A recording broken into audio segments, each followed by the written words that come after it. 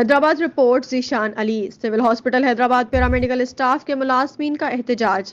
मुलाजमीन ने इंतजामिया पर तनकीद करते हुए कहा, पैरामेडिकल के मुलाजमीन से की जाने वाली नाजायजियों को बंद किया जाए।